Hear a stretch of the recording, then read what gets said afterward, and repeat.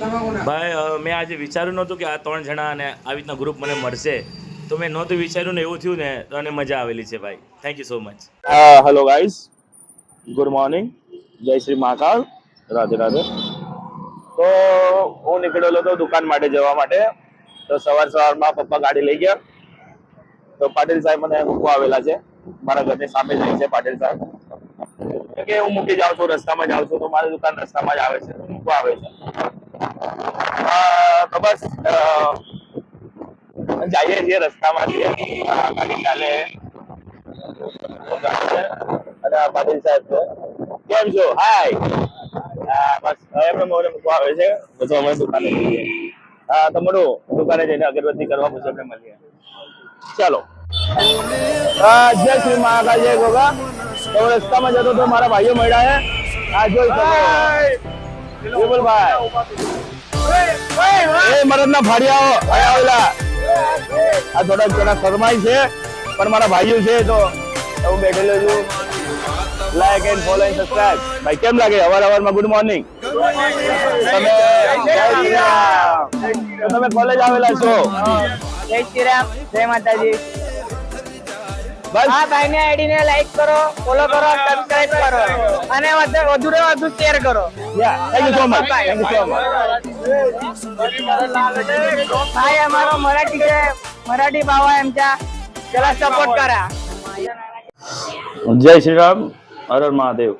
તો સવારનું પહેલું કામ છે, બાપુજી આવી ગયા છે, અગરબત્તી થઈ ગઈ છે અને આ ક્લાયન્ટ બેઠો છે, વરરાજા છે.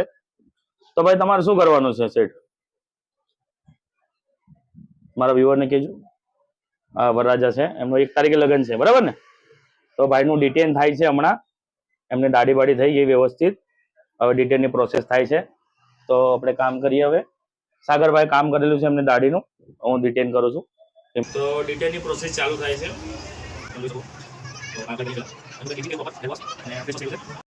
Welcome back. ભાઈનું કામ પતી ગયું છે, તમે જોઈ શકો રિઝલ્ટ. હા ભાઈ, કેમ થયું? કેમ લાગે છે? તમે હવે વરરાજા લાગો છો? તો આપણે બૂમ પડાવવાની છે. જો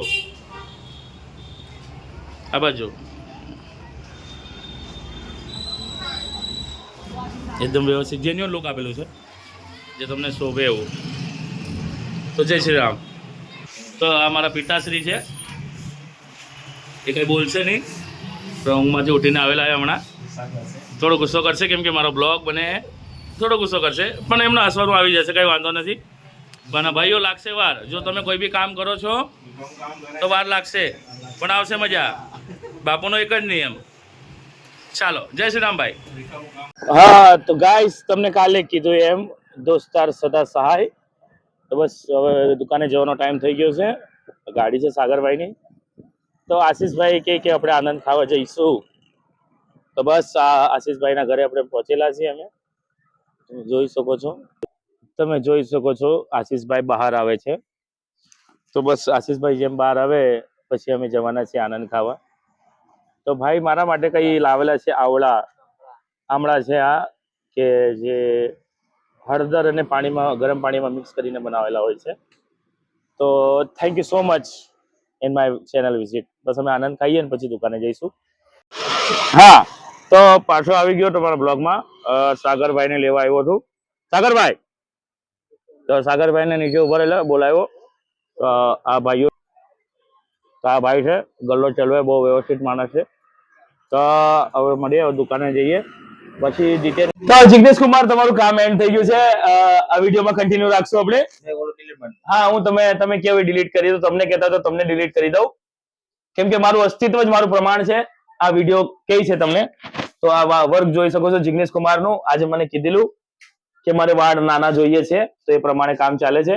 તો અમે દુકાન બંધ કરીએ છીએ. સાગરભાઈ ઝાડુ મારે છે. માતા રાણીને હું યાદ કરીને એના સાનિધ્યમાં બોલું હું. તો જિગ્નેશભાઈ, કઈ બોલવા માંગો છો તમે? ના બસ સરસ. જો જે પ્રમાણે કહે છે એ પ્રમાણે કામ કરે છે ભાઈ લાલુભાઈ. સરસ કામ કરે છે ને હેર કટ જેવું તમે કહો છો એવું કાપી પણ દે છે ને બહુ સારી મહેનત કરે છે. બને ત્યાં સુધી એને સબસ્ક્રાઇબર કરો, શેર કરો ને લાઈક વધારો ને લાલુભાઈને ફેમસ કરો સુરતમાં, કે જેથી 1-2 મિનિટે ફ્રી ન રહેવો જોઈએ ગ્રાહક. એટલા એની પાસે આવવા જોઈએ. Okay, thank you so much Jignesh Kumar. આ તમારો સપોર્ટ એ જ કાયમ રહેશે.